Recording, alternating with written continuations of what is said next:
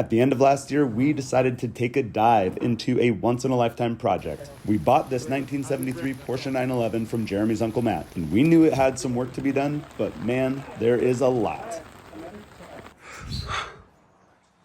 We are getting into more work on the Porsche today. It is up on quick jacks, and we're gonna dive into the fuel system.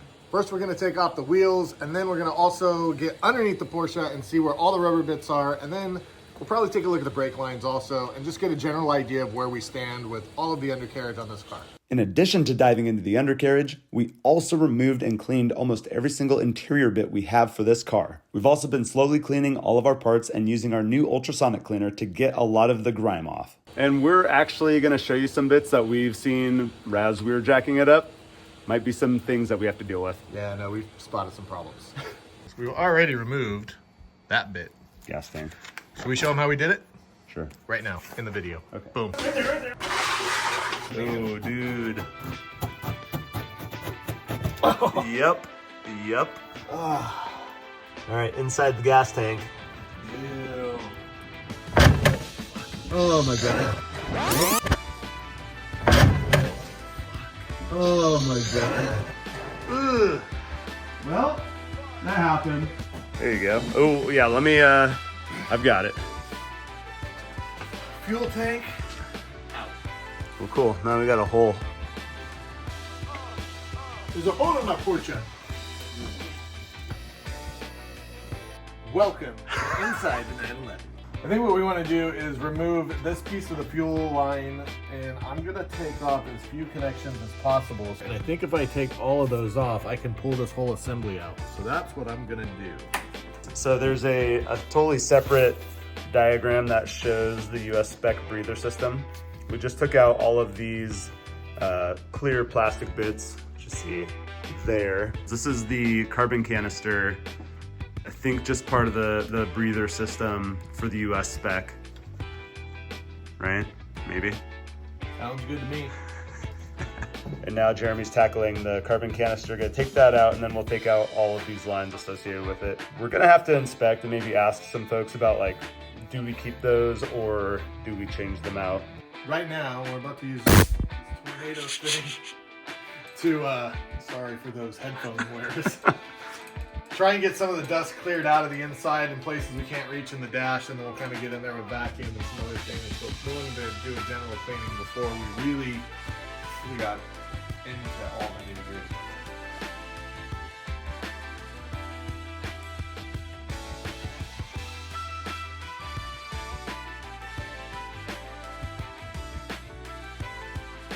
I'm going from the time lapse to you. What's happening?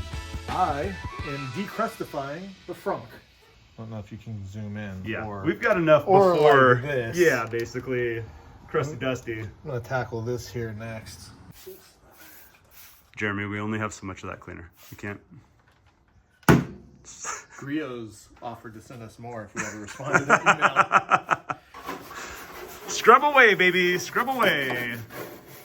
While we were in a good mood from cleaning and decrustifying the frunk, we decided to start tackling the interior bits. Jeremy and Div's nuts. These nuts. There's so much dirt and sand. Oh my god.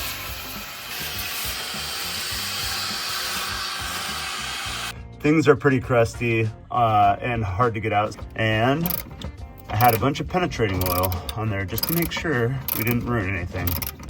Just gonna let this Yeah, let it dwell on there a little bit.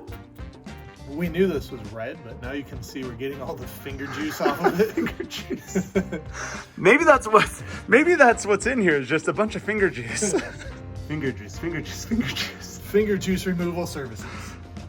All right, just took the ashtray out, and happy to see that we're finding Trident wrappers and not a bunch of cigarette butts in here. Was Matt a fan of Trident back in the 90s? Well, I don't think he drove the car. Well, he could have sat in it and ate gum. Like, yes. You know. I am taking apart bits of the dash, teaching myself where it's connected. Should probably be looking up videos on how to do that, but I just got this lower section out that goes under the glove box because I want to take that door off. Just working on getting that off so we can tackle this repair at some point. So in preparation for repairing things like this broken glove box, we got all of the interior components out and ready to show them to our new friend, Chad from LeatherTech. And his ultimate assessment is that our interior is in really great shape and needs very little or minor repairs. So you'll probably see more of him coming up in later videos where we'll be dropping off interior components for those repairs. It looks pretty good. Kind of like how this whole thing has gone, there's always something in the bottom of the box.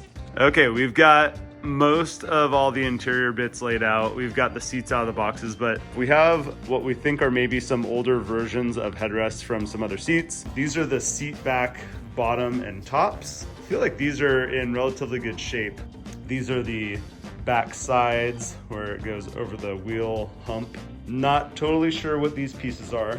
They were in a box, so we're gonna have to clean them up and identify. We've got a couple of door cards here. This entire box we've got to go through. It's got door pockets and armrests in.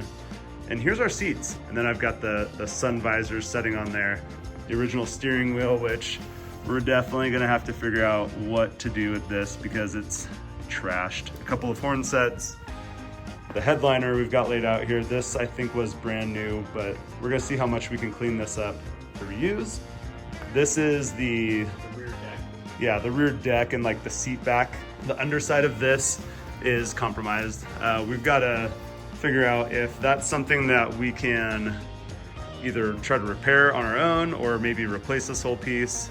We'll clean it up first. There's probably a few more little bits of interior pieces that we've got stashed away in some of these boxes, but this is a majority of the components. Oh man, one of the best pieces that I think we have that's in greatest shape is this dashboard. And if I remember right, this is not original to this specific car, but this is one that Uncle Matt found on eBay, in the 90s or early 2000s, and it has been stored and preserved really, really well. It looks basically brand new.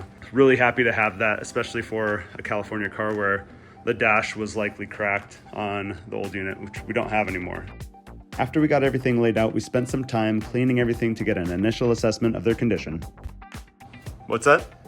I said this is how you know it's serious. Backwards hack. Video. Glow up on the headliner. Glow up. What it used to look like, this is what it's looking like. So much better. It's cleaning up pretty well.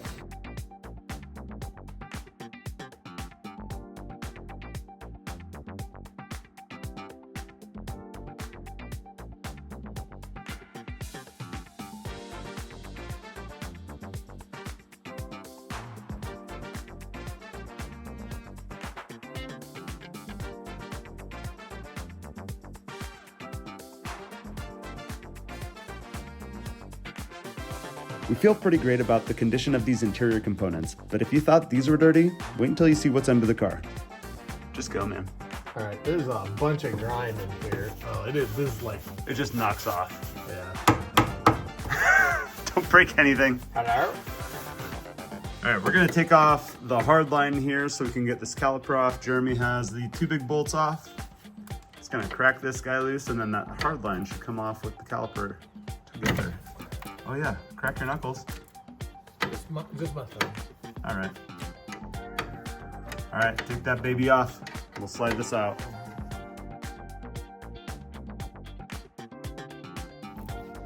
There we go. You got it? Yep. There we go. Sweet. All right, we've got our calipers off. There's probably brake pads in here. There are. We're gonna definitely replace those. Gasket of some kind. Like a washer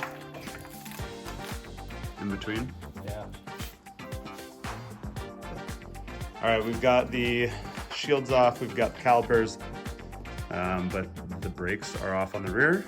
We're gonna tackle the front and maybe some more bits here. Before we move on to looking at the front brakes, you might notice something that we mentioned at the beginning of this video, that rust spot there that we are trying hard to ignore for now. Rest assured that we will show you in fine detail all of the rust that we found in this rear seat pan and what we go through in making that repair. But before we dive into that, I'll show you a little bit more of the work that we've been doing. I bought an ultrasonic cleaner for all of the grind. Like, we have hundreds, if not thousands, of like bits and screws and whatever to clean. But I bought the biggest one, and I need to figure out where I'm gonna put it. All right, all unpackaged. This thing looks pretty slick. This is the Vever 30-liter tank. It fits basically my whole forearm, elbow to fingertips in there. This is the driver rear caliper. I'm gonna take this hard line off here, and I just want to document at least how grungy dirty this thing is. I'm also gonna take the pads out, and I'm gonna take the seals and the pistons out. I'm gonna try out, I don't know, one of these things. I think I might just go with the Purple Power since I have the most of it, and I've got a container that I'm gonna put it in the ultrasonic cleaner and get it cleaned. So I learned this super cool trick on YouTube to get these pistons out by blowing air into the port and shooting brake fluid all over the place. One of the things that we are so excited about this car is learning all the little tricks of the trade like this where we haven't explored before. Here's a little before and after shot of the calipers before it goes into ultrasonic cleaner, after it comes out the ultrasonic cleaner, and then rinsing some of that grime off. There's obviously a bit more to clean, but we're gonna get them cleaned up. So thank you very much for watching. If you like what you see, please share it with a friend. Subscribe for more. There is a lot more work to be coming on this Porsche, where we won't only show you this repair and rust, but everything that we have found wrong with the car while we've been spending time working around it.